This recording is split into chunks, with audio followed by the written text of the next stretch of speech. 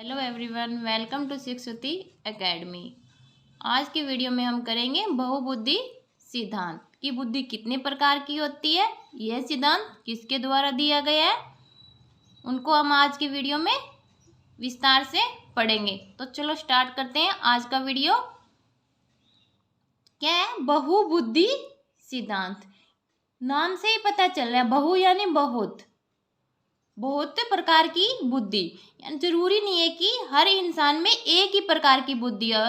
हर इंसान की बुद्धि अलग अलग प्रकार की हो सकती है कि उसको हर क्षेत्र में हो सकता है उसका किसी क्षेत्र में विकास ज़्यादा हो, किसी में कम हो। हर इंसान की बुद्धि सेम होनी जरूरी नहीं है, हर इंसान की बुद्धि अलग अलग होती है, वो इस सिद्धांत में बताया गया है। इस प्रकार क्या हुआ कि हर इंसान में बुद्धि अलग अलग हो गई, तो अलग अलग हो गई तो बुद्धि के बहुत सारे प्रकार हो गए, तभी इस सिद्धांत को क्या गया बहुबुद्धि का सिद्धांत, थ्योरी ऑफ मल्टी डायमेंशियल इंटेलिजेंस, बहुआयामी बुद्धि सिद्धांत। और यह सिद्धांत किसके द्वारा दिया गया? यह सिद्धांत किसके द्वारा दिया गया? प्रतिपादक कौन थे इस सिद्धांत के? Harvard gardener. जो सीटेट का सिलेबस दे रखा है ना, उसमें जो बहुबुद्धि सिद्धांत है उसको अलग से मेंशन किया गया। बुद्धि के थ्योरी के बारे में तो अलग से कहा गया, पर जो बहुबुद्धि सिद्धांत है उसको अलग से एक टॉपिक बनाकर दिया गया है। तो जरूरी नहीं है कि उसी जो बुद्धि के सिद्धांत हमने पहले पढ़े थे कि बुद्धि कितने प्रकार की होती है, उसमें से क्वेश्चन आए, हो सकता है इसमें से भी आ जाए, क्योंकि इसको अलग से मेंशन किया गया है तो ये इंपॉर्टेंट बन जाता है। ठीक है, तो पहला क्वेश्चन तो हमारा यहीं से बन सकता है कि बहुआयामी बुद्धि सिद्धांत के प्रतिपादक कौन है? तो कौन है प्रतिपादक? Harvard gardener. तो जो ये थ्योरी है बुद्धि की वो इम्पोर्टेंट है। तो पहला क्वेश्चन कहाँ से बनेगा? अगर बनता है तो प्रतिपादक का नाम पूछा जा सकता है कि हार्वर्ड गार्डनर ने कौन से बुद्धि के सिद्धांत का प्रतिपादन किया, तो क्या आएगा? बहुबुद्धि के सिद्धांत का, multi dimensional theory of intelligence की।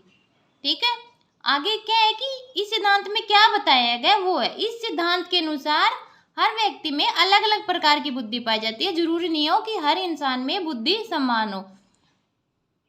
ठीक है, तो प्रारंभ में क्या थे? इसके 7 भाग थे, यानी 7 प्रकार की बुद्धि बताई थी हार्वर्ड गार्डनर ने प्रारंभ में। फिर उसने इसमें संशोधन किया, और वो संशोधन कब किया? 1998 में, और एक भाग और जोड़ दिया इसमें, यानी पहले 7 प्रकार की बुद्धि बताई, फिर उसने एक भाग और जोड़ दिया तो 8 हो गई, यानी पहले 7 और फिर 8, यानी 98 में जो संशोधन किया था उसमें, तो उसमें 8वां भाग और जोड़ दिया गया था। ठीक है, तो पहला क्वेश्चन बन सकता है यहाँ से कि प्रतिपादक कौन है, या हार्वर्ड गार्डनर द्वारा बुद्धि का कौन सा सिद्धांत दिया गया। पहला क्वेश्चन यहाँ से बन सकता है। सेकंड बन सकता है कि प्रारंभ में हार्वर्ड गार्डनर द्वारा दिए गए बुद्धि के सिद्धांत में कितने भाग थे? कितने भाग थे प्रारंभ में? 7।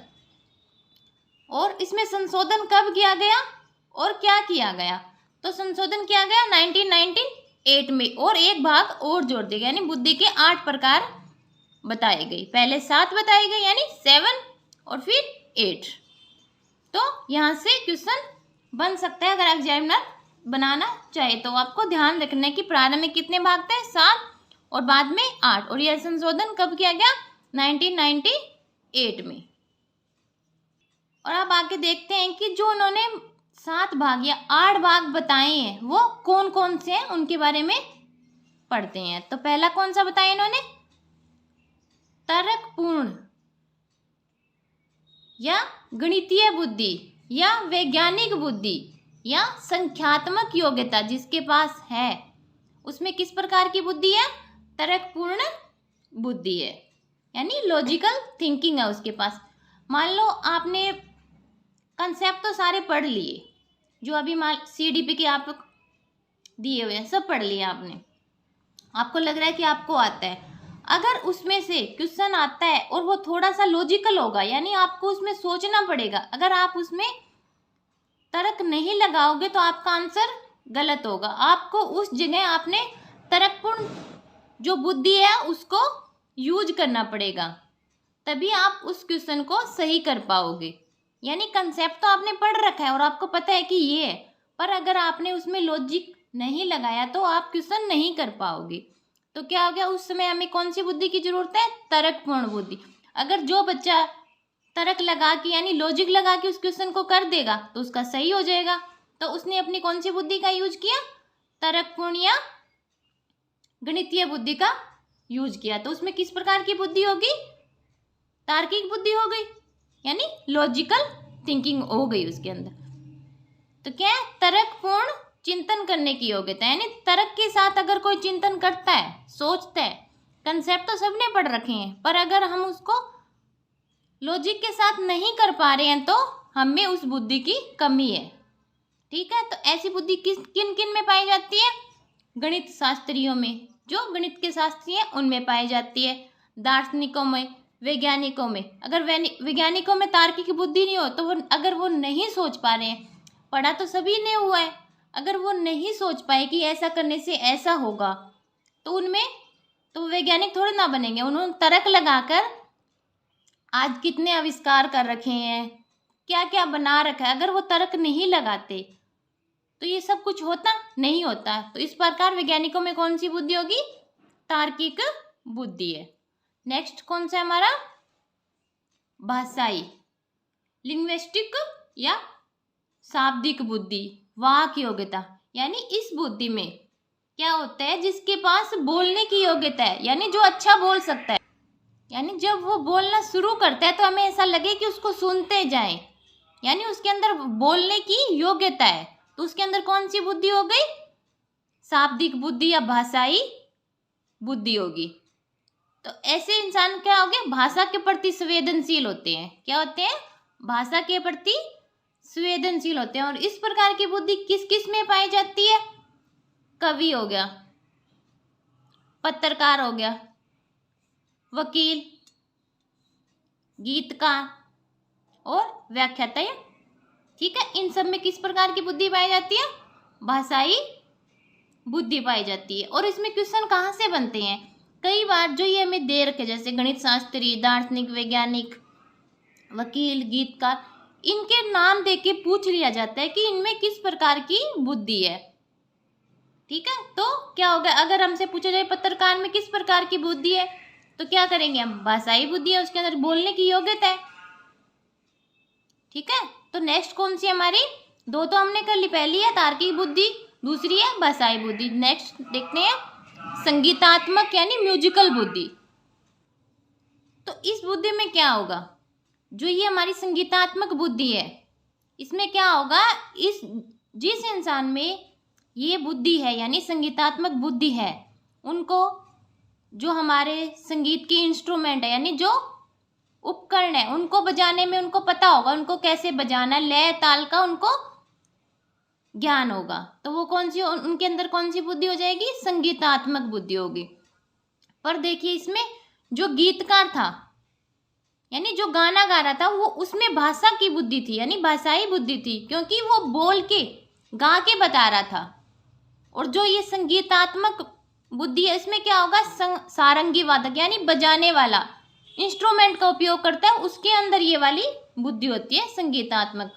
अगर गीतकार में पूछी जाए तो उसमें कौन सी होगी, भाषाई बुद्धि होगी।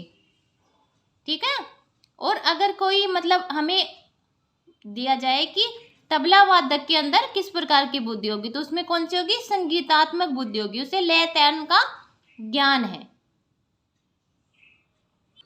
नेक्स्ट कौन सी हमारी, स्थानात्मक या देशिक योग्यता। क्या कौन सी बुद्धि है ये, स्थानात्मक बुद्धि, यानी जिसके अंदर देशिक योग्यता होगी। तो इसमें क्या है, यानी हमने किसी को देख लिया, यानी उसका दृश्य किया है, हमने उसको देखा है और उसका हमने प्रतिबिंब बना लिया कि वो ऐसा दिखता था, वो ऐसे दिखता है, उसको देख के हमने बना दिया। तो कौन सी योग्यता होगी हमारे अंदर, देशिक योग्यता होगी। ठीक है, तो इस बुद्धि में क्या होता है, दृश्य पर बिंब तथा प्रतिरूप निर्माण या उसका जो कौशल है जिसके अंदर होगा, उसके अंदर कौन सी बुद्धि होगी, देशिक योग्यता। ठीक है, तो और ऐसी बुद्धि किसके अंदर पाई जाएगी, जो शिल्पकार, ठीक है। पायलट, उन्हें दिशाओं का ज्ञान है पायलट को, तभी वो एरोप्लेन को उड़ा पाते हैं, वरना तो सीधा सीधा चला जाए तो पता नहीं कहाँ चला जाएगा। उनको पता चलता है कि इसमें ये दिशा है और इस साइड ये दिशा है। मूर्तिकार जो मूर्तियां बनाते हैं, चित्रकार जो चित्रकारी करते हैं, उन्होंने उनका छोटा प्रतिरूप बना सकते हैं ये, ठीक है। तो उनके अंदर कौन सी बुद्धि है? स्थानात्मक बुद्धि। नेक्स्ट कौन सा हमारी? शारीरिक गति, ठीक है। तो कौन सी बुद्धि है ये? शारीरिक बुद्धि हमारी। इसके अंदर क्या होता है कि हमने हमारी बॉडी के अंदर इतनी फ्लेक्सिबिलिटी, इतनी लचक होती है कि हम अपने शरीर को कंट्रोल करते हैं। अगर जिसके अंदर ये योग्यता है तो उसके अंदर शारीरिक बुद्धि होगी। और ऐसी किनके अंदर होती है? एग्जाम्पल जैसे नर्तक यानी डांसर, धावक, दौड़ने वाले, ठीक है, अभिनेता, ठीक है, स्पोर्ट्स पर्सन लगा लो कोई, क्योंकि उन्होंने अपने शरीर को उसी हिसाब से कर लिया, उन्होंने वो योग्यता हासिल कर ली है, ठीक है। तो उनके अंदर कौन सी बुद्धि होगी? शारीरिक गति बुद्धि। नेक्स्ट कौन सा है हमारा? प्राकृतिक बुद्धि, ठीक है। तो नाम से ही दिख रहा है प्राकृतिक यानी नेचर से संबंधित होगी। तो क्या होगा इस बुद्धि के अंदर? पर्यावरण के प्रति संवेदनशीलता होगी जिस इंसान के अंदर, वो उनमें कौन सी बुद्धि होगी? प्राकृतिक बुद्धि। और एग्जाम्पल क्या है इसके? किसान, वनस्पति विज्ञानी और पर्यटक।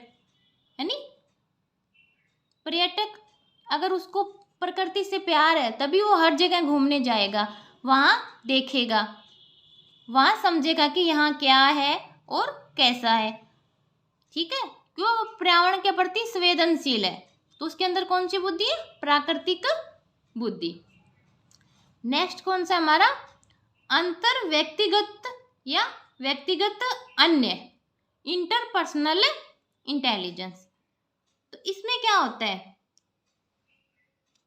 इसमें होता है हम दूसरों के भाव को समझेंगे इस बुद्धि के अंदर। अगर हमारे अंदर अंतर व्यक्तिगत बुद्धि है, हम तो दूसरे के भाव को यानी मन को समझ जाएंगे कि वो क्या कहना चाहता है। और ऐसी बुद्धि किसके अंदर होती है? चिकित्सक यानी डॉक्टर को हम बताते हैं कि ऐसा ऐसा हो रहा है मेरे, तो वो समझ जाता है कि इसको ये प्रॉब्लम है, यानी हमारे मन की बात उसने समझ ली।